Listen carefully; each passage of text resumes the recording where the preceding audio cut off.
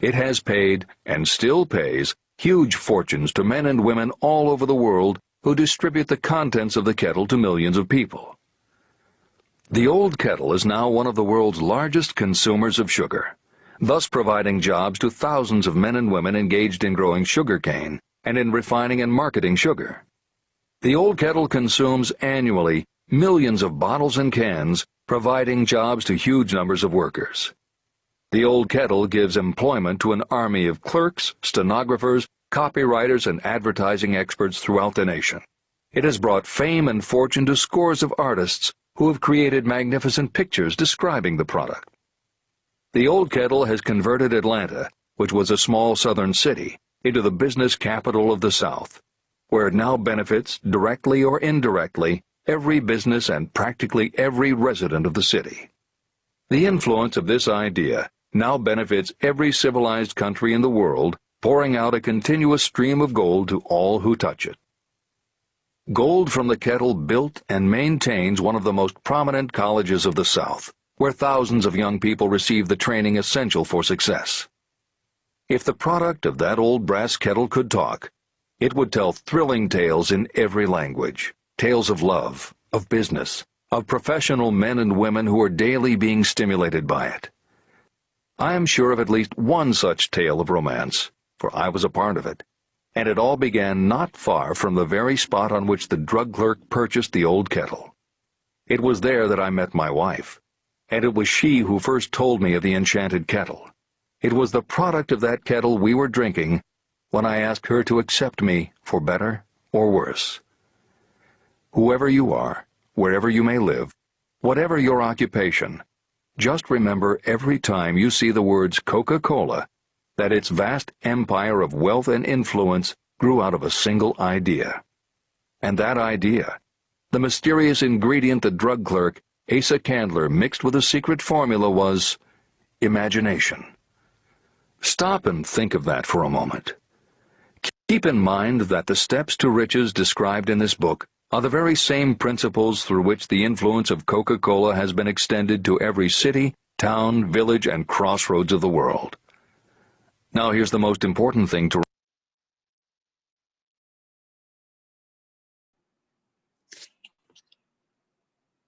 Good morning, everyone. If you can see me and hear me, could you please drop a 5 in the chat? 5 in the chat if you can hear me and see me.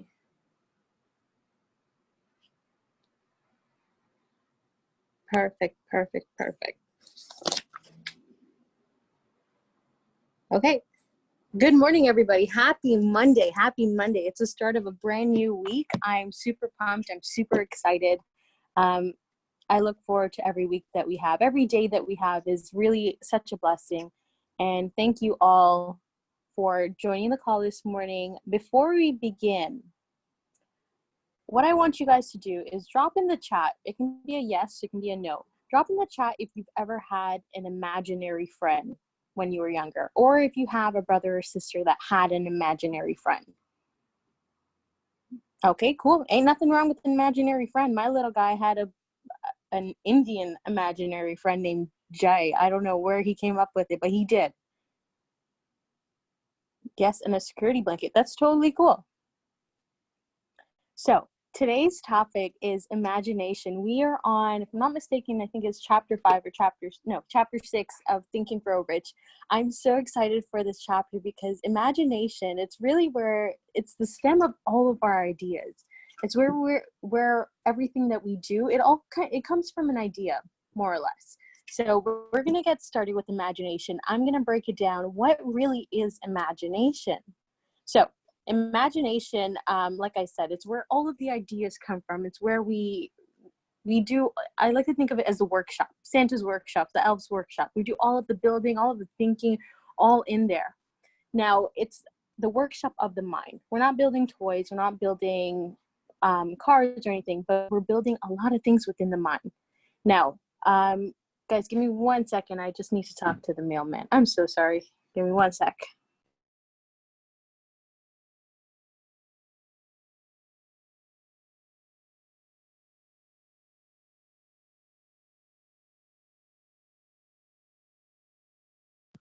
My apologies. I'm back, guys. So let's talk about imagination. So imagination, like I was saying, it's a workshop of the mind. Now, we think of something within the mind and we start to develop it. So as you heard in that beginning clip about the old kettle, what somebody thought was just an old kettle, another man thought of an idea, and he developed that idea to where it's now a multi-million-dollar company where it's still existing all across the states. I personally have not heard of the old kettle before this book, but I'm sure it has its achievements. And he was getting into Coca-Cola as well. Coca-Cola didn't just come out of nowhere and became one of the best things in the world. No, it all started from an idea. So everything that we do in life, it all starts from an idea. The bed that you're laying in, the clothes that you're wearing, the phone or the laptop that you're listening to me on, that all started from an idea. Everything comes from an idea. Now, last week we talked about specialized knowledge, knowing where you're getting your knowledge from, knowing that you have a mastermind group. Mastermind group, let me refresh really quickly, is a group of individuals that have the knowledge that you want. So it's okay that you don't know everything, but as long as you know where you can get the information from, that's even better. That's how you know you have a mastermind. We are a collective mastermind, I like to think, because I don't know everything. I'm not perfect, but I know I can go to certain individuals and get different kinds of information. If I want to know something about the charts, I'm going to go to Nick. If I want to know, if I just need a boost, maybe I'm going to go to Marlon or Christian. If I need something behind the scene, maybe I'm going to go to Reese. Like there's so many different things. I know where I can go and get all of that information. So we talked about specialized knowledge last week. It's so hot out here. We talked about specialized knowledge last week and how you need to know where you're getting your knowledge from. Now, when it comes to imagination, you're fueling your imagination with different kinds of knowledge. So let's talk about this. This here is a Post-it. Believe it or not, this started from an idea. So how did the Post-it start? So I don't know the technicals. I'm bad with names completely. But the Post-it started from an individual who was working and constantly his papers were just falling off of his rack or his shelf, wherever he was keeping it. So he couldn't keep track of it that way. So he got a piece of paper. He stuck to something that's like super glue. So he put super glue and a paper together, put it onto his book, onto his paper, so he wouldn't lose track of it. Now, he wanted something where when he would peel it off, it wouldn't damage the paper. And guys, that's where the Post-it started from. Post-it started from an idea. How can I save my page? How can I keep my work? How can I keep track of it? Post-it started from just a piece of paper and something like sticky glue. Now, how did this develop and continue? Got onto the train, dealt with a lot of big businessmen, and handed them out.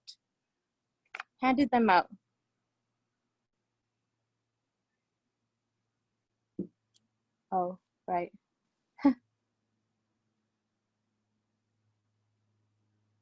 My genius self did not spotlight myself. I'm so sorry.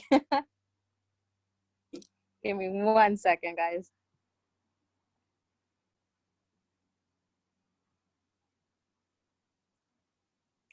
There we go. Y'all can see me.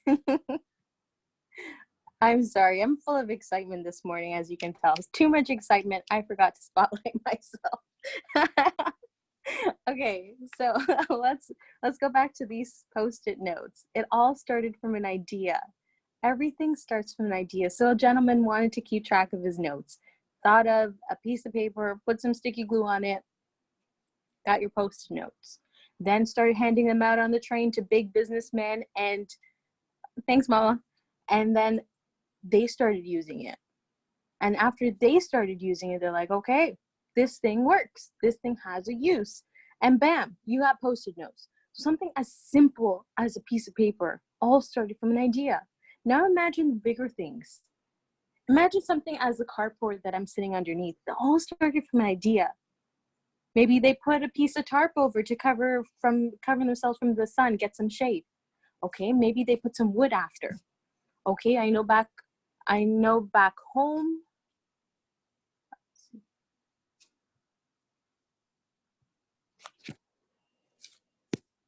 Okay, lost me there.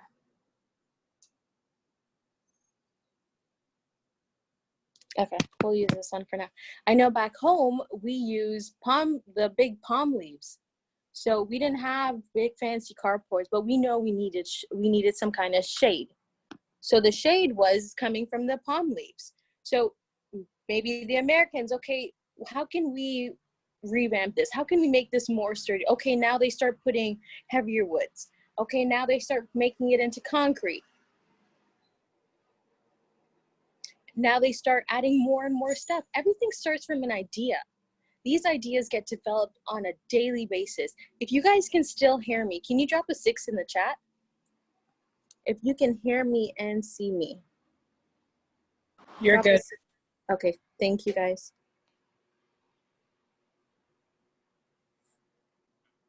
Let's do this. Thank you, thank you, thank you. Perfect. So like I was saying before, everything starts from an idea. And what we're going to do today, I'm going to get you guys to use your imagination a little bit.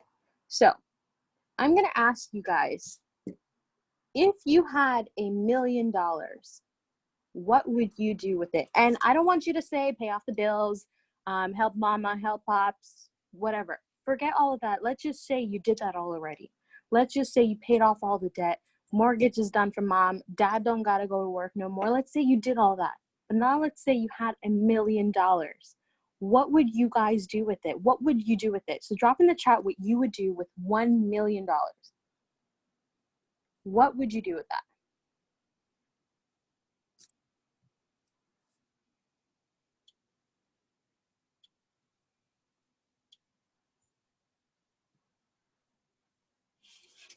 Rob says he's going to buy 100 pounds of oxtail.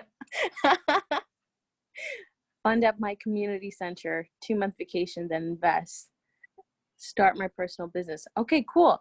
I want you guys to really think, what would you do with $1 million? Sorry, $1 million. What would you do? Family's going to eat. See, for those of you that dropped an answer in there, you went into that mind of yours and you imagined for a quick second, what am I going to do with $1 million? This is your imagination. This is your imagination. This is where all of the work gets done. This is where you're conjuring up all of those ideas. And this chapter of Think and Grow Rich really, really focuses on how important it is to use your imagination. Imagination is not something to look down upon. Imagination is not something just for kids. No. Imagination is for young and old, fool or not, because that's where all of our ideas come from. That's where we do all the hard work. That's where we start to make something happen. Now, I'm going to get more into imagination. There's actually 2 kinds of imagination. Does anyone know what the 2 kinds of imagination is? You can drop it in the chat if you do. And if you don't, that's totally cool. We're going to go over what the 2 kinds are. Brandon said he's going to invest into real estate. Cool. Okay, so I haven't gotten a yes or any answer. So I'm going to take that you guys don't know what the 2 kinds of imaginations are. Conscious, kinda, sorta ish. I'll be quite honest with you. I didn't know what the 2 kinds were. I'm reading this book as I go and I'm learning so much. So imagination, there's 2 kinds. There's the synthetic imagination and there's the creative imagination. So let's talk about synthetic imagination. Now, when we hear the word synthetic, we think about, okay, fake.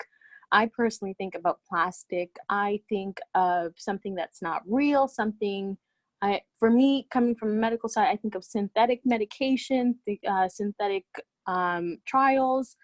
Synthetic imagination is actually when a person arranges old concepts, ideas, or plans and forms it into new combinations. So synthetic does not mean a fake imagination. Synthetic does not mean an unreal imagination. It just means that you're using old ideas, old plans, old concepts, and you're just combining it into something new. Now let's talk about creative imagination. Creative imagination is when man's mind basically has a direct communication with infinite intelligence. Now, what does that even mean? Y'all ever get that aha moment? Or y'all ever get that epiphany moment like, oh my God, I just came up with the craziest idea. Like I know I'd be going to Reese and some of you guys sometimes and be like, yo, I just had an idea. And sometimes our ideas are so wild and so unrealistic, but when we put it into action, it's like it's the best thing ever.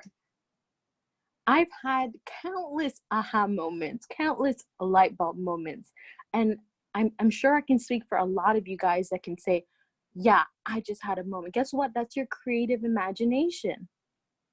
So now you guys know what the difference between the two different kinds of imagination is. Now, is one more better than the other? No, not at all. Both imaginations, they're used differently. Now, using your synthetic imagination requires you to kind of sit down and strap down and really pick your mind. This is you picking your mind or having someone else pick your mind. This is you thinking, okay, so I know we did this. I know we combined it with that.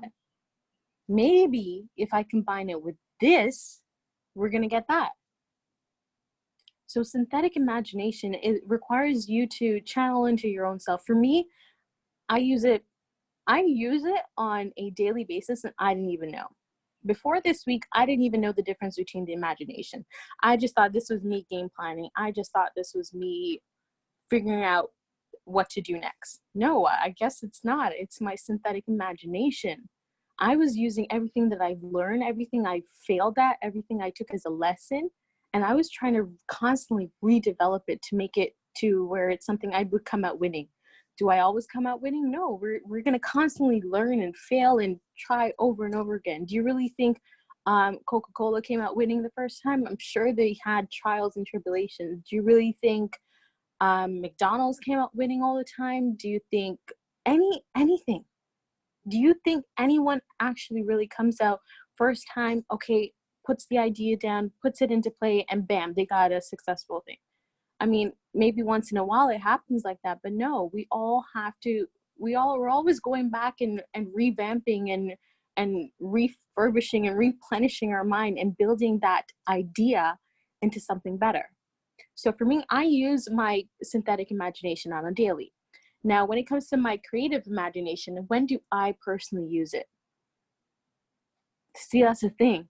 There's no set time for your creative imagination. You could be doing absolutely anything and it just comes to you like that. A lot of the times I'm in the shower and I'm like, oh wow, what if we try that?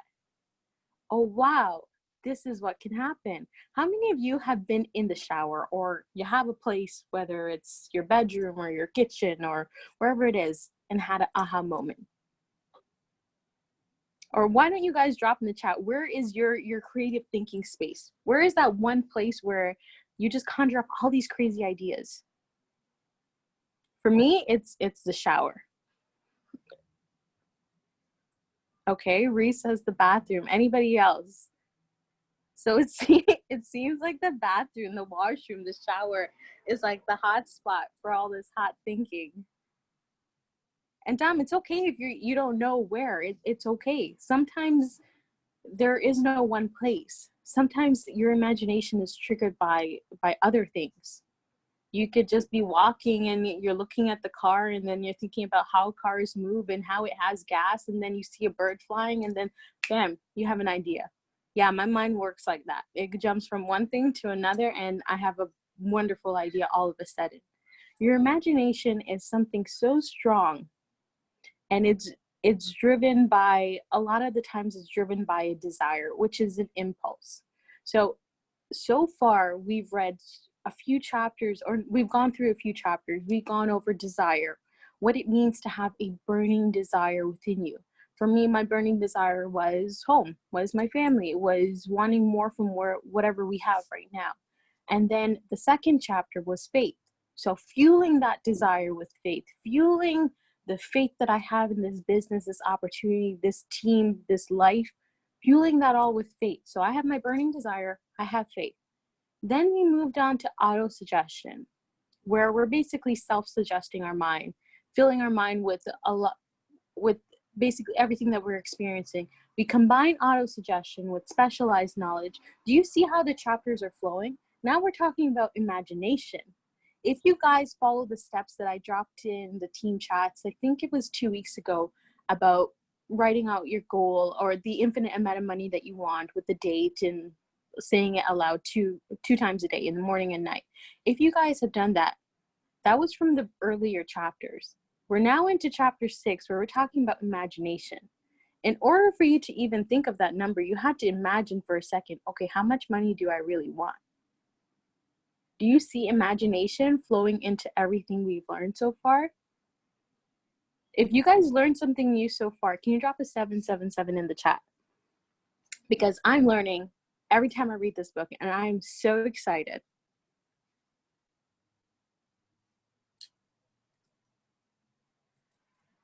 Ooh, it's hot.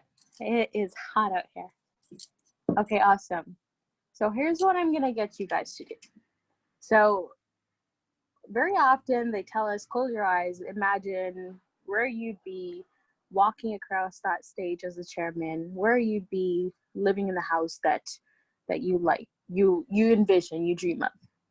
Now I want you guys to do is imagine that car, imagine that vehicle that you're gonna have. Let's say you had a couple $1 million. What is that vehicle that you want, you love, you desire, you think about, you dream about? What does that car look like? So I want you guys to describe it in the chat for me. What does that dream car look like in your mind?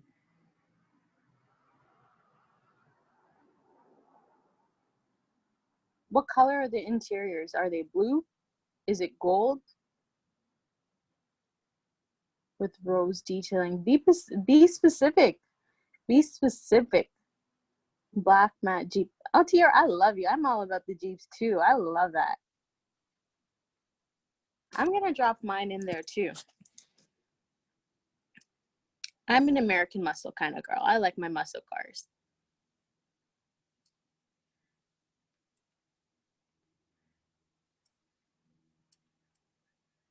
I want you guys to really, really think about it. When you pull up, what kind of car do you really want to pull up to? Whether you're going to the grocery store, whether you're hitting up the biggest conference that IM is about to hold in Toronto or Charlotte's, wherever. Sorry, I don't know the name. Is it Charlottetown or Charlottesville? One of the two. In Virginia, wherever you are. I'm in Charlottesville. Okay, Charlottesville. I couldn't remember what the name was because we have a Charlottetown. My bad. Wherever you are, what kind of car do you want to pull up in? What kind of car? And not really to flaunt. I mean, you can flaunt. I would flaunt. What kind of car do you really want to pull up into? You have David Imanite standing at the front door. Man has his Rolls Royce parked up at the side. Valley took it. What do you want to pull up in front of this man with? They don't know us yet, but us coming out of those cars, it's gonna pique their interest a little bit. Okay, who's that? Who is that coming out of that Lambo? Look at that Jeep. Okay, that's an interesting Rolls Royce. I haven't seen it, but I like it. Who are they? When you come out of that car, what car are you coming out of? And then you have Ivan, biggest Latino in all of IM. What are you coming out of?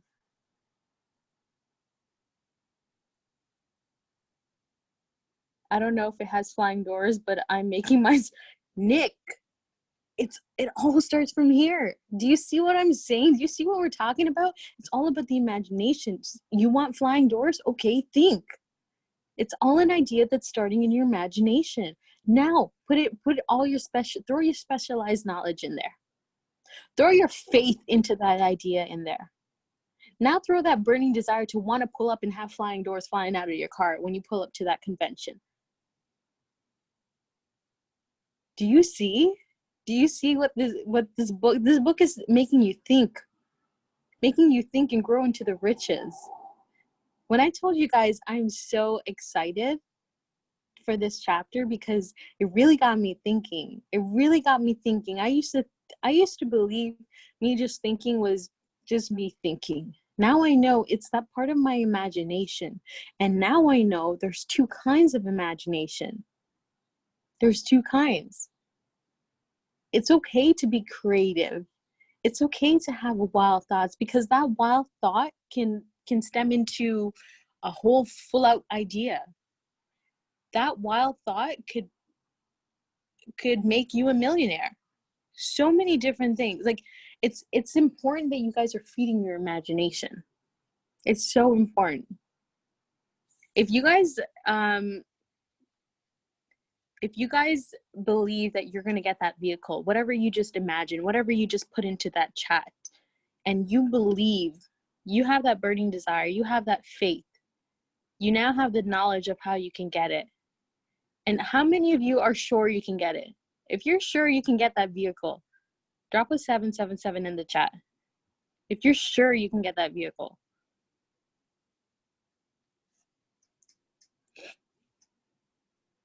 Damn, y'all sure, eh? Hey, I'm gonna put a 7-7 in that chat because I know I'm gonna get it.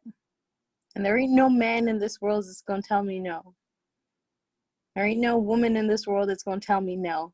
That you little brown girl, you can't drive an American muscle like that. Hell no. I'm gonna get it because I want it, because I sat in it and I felt it. And I know what it feels like to be in that American muscle, to be in that Stang, to be in that car when the engine revs, to feel it through your body. I imagined it, I felt it, and I know I will have it. So a lot of you imagine that you will have it, and that's great. You keep on imagining, but now you need to put all of that specialized knowledge forth. You need to put forth that burning desire and that faith to make sure you get it. So there's one thing that Napoleon Hill says in this book. He says, just because you're so excited, I'm paraphrasing it here right now. He said, just because you're so excited of what you're learning in this chapter, don't jump right away into that goal. You must complete the entire book before you start action planning. So when he said that, I was like, seriously? You're telling me I gotta wait to really put this in action? I gotta wait to read this I'm not gonna say goddamn book because it's a great book. I gotta wait to read this entire book before I put my plan into action? And I was bummed. I was kind of bummed because I was like, I got so many ideas in my head. But here's the thing. Here's what you got to do now. How many of you journal? How many of you have, whether it's on your phone in notes or you have a journal book, how many of you journal? Drop a 2 in the chat if you journal. And not trading journal, but like journal. Like you journal your days. If you skip a day, okay, you do it the next day. Just started. Good. Oh, it's all good, Eb. See, it's really important for us to journal. I forget which chairman leader said this over the weekend. It's important for us to put our thoughts out there. It's really important for us to do so, because when you become a millionaire, and I say when you do, because you will, each and every single one of you on this call will be a millionaire. When you do, you want to go back. I think it was Nano. It was Nano. Okay. So it was his 1-year anniversary, and he went back to that date of 2019, and he had his thoughts in there. And I was just like, I was blown. I said, wow, this guy kept a journal, and he's consistently written in his journal, even if it's 1 or 2 lines, he consistently wrote in there. And that was an inspiration to me because I don't journal. I've never been consistent enough with it, but I realized if Mel is trying to be a millionaire, if Mel is trying to be big and bad, when she does become big and bad, I would want to go back and reflect on the person that I was, that grew and developed to become the person that I will be. So that made me think, okay, now I got a journal. I got a journal for one of 2 reasons. I want to have that log. I want to have that log because I want to go back and reflect on all of that. Another reason was because I have crazy ideas all the time. All the time. I have a ton of ideas. I want to be able to go back and look at those ideas. So I'm going to encourage each and every one of you to actually start journaling, because you have an endless amount of ideas in your head and you just don't know it. A lot of times we think of stuff and I don't know about you guys, but give me 5 minutes and I probably forgot. I forgot. I have this wonderful idea and I'm out somewhere and I come back home and I was like, damn, what was that idea? That was about to be a life-changing idea and it's completely gone. I encourage you guys to journal completely and let your imagination run wild, because imagination is not just for the kids. You guys just did it with me and y'all are grown folks. Y'all are grown folks. Let me make sure if you guys can still hear me and see me. Can you drop a 6 in the chat, please? Thank you. Awesome. So what I'm going to do very quickly is I'm going to let you guys listen to a short clip of that audio I was listening to, and then I'm going to come right back. I really want you guys to listen to this because it shows ordinary people having little ideas that are now million-dollar ideas. So I want you guys to listen to it. I'm going to give you like 3-4 minutes and then I'll be right back. Let me just share my screen so you can hear it. Let's see.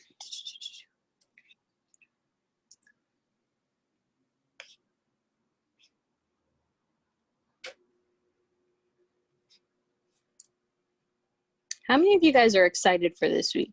If you guys are excited for this week, drop a 777 in the chat. If you're excited for this week because you put goals in place and you're about to hit them, you're about to smash them, you're about to kick them out of the park. How many of you guys are excited? Because I put some goals in place and man, let me just tell you guys, this weekend has been absolutely amazing. Completely, I want to almost say life-changing. And I'm about to smash those goals, smash them completely. Okay, I'm gonna let you guys listen to this.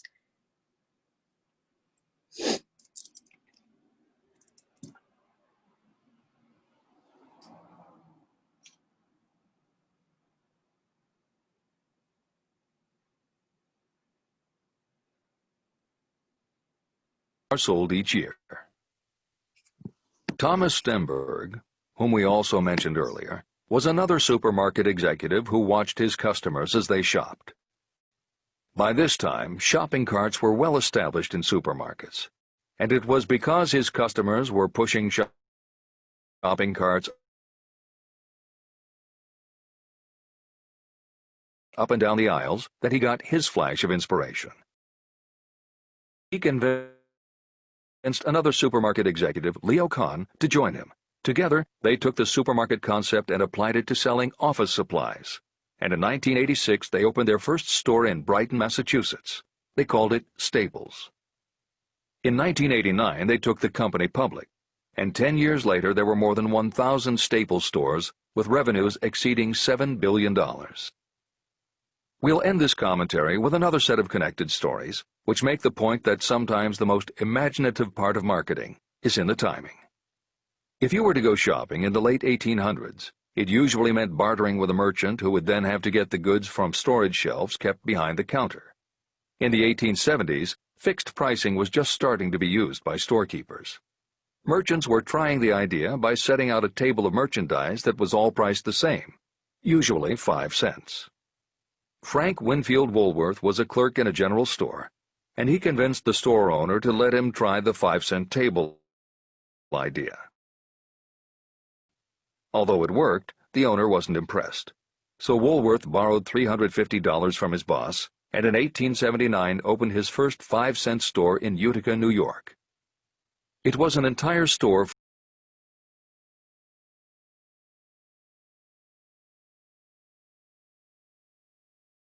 everything cost a nickel.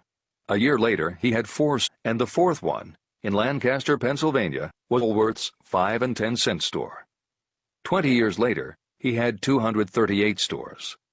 By the time of his death in 1919, there were over 1,000 F.W. Woolworth locations. He had established the first nationwide chain of general merchandise stores, and he had built the tallest building in New York City as his headquarters. The Woolworth Company stayed true to the original idea and didn't carry any merchandise that cost more than a dime until 1932, when the top price was raised to 20 cents. But as times changed, the fixed price was dropped, the merchandise became more varied, and the company kept growing until it had over 8,000 stores worldwide, selling everything from notions to appliances and furniture. Then in the 1960s and 1970s, something started to happen. The mood of America was changing, but the Woolworth stores weren't. And that was when Sam Walton opened the first Walmart in Rogers, Arkansas in 1962. Walton got into the retail business after the Second World War, when his father-in-law loaned him the money to buy a franchise Butler Brothers store in Bentonville, Arkansas. By 1962, Sam and his brother Bud owned 16 variety stores in Arkansas, Missouri, and Kansas. It was in these stores that Sam Walton first started adding the magic ingredient of imagination. In addition to his flair for promotion, Sam tried new approaches to the way household goods and general merchandise could be sold at retail. He insisted on clean, well-lighted interiors, and he introduced the concept of self-service, with aisles wide enough for shopping carts and checkout counters at the front of the store. He also started buying direct from manufacturers, and he created profit-sharing plans that kept his family of employees loyal, hard-working, and neighborly. In 1962, he incorporated those and other imaginative ideas when he opened his first store that he called Walmart. The basic magic was that he sold brand-name merchandise at discount prices. But there was also magic in the way he kept a friendly hometown feel to his store, even though it was what is now called a big box store. Sam Walton's Walmart store was a success, so he just kept building and opening more of them. First in small towns and rural areas, then in larger towns, then big cities, and it wasn't long before he had a national chain. By 1992, when Sam Walton died, there were more than 1,700 Walmart stores. It was the biggest retailer in the country, it employed more than 600,000 people, and Sam Walton was the richest man in America. In 2003, the stores numbered more than 3,200 in the U.S. and more than 1,100 in foreign countries. The company employed more than 1,300,000 people worldwide and served more than 1 million customers a week. Along the way, Woolworths and other older retailers such as Kresge's tried to get on the bandwagon with their Woolco and Kmart stores, but they couldn't seem to get it right.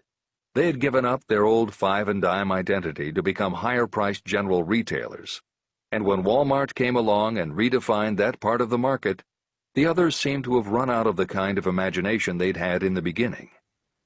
Now, here's the twist to the story. David Gold was running a liquor store that he had inherited from his father. He noticed that whenever he put out a display of goods priced at 98 cents or $1, the goods would sell okay, but if his sign said 99 cents, the goods sold out in no time. He decided that he would open a store called the 99-cent only store, where everything would be priced at 99 cents. Sound familiar? Frank Woolworth's imaginative idea from 1879, which had been dropped at his namesake chain by the 1940s and 1950s, had just gotten a fresh shot of imagination from David Gold in 1982.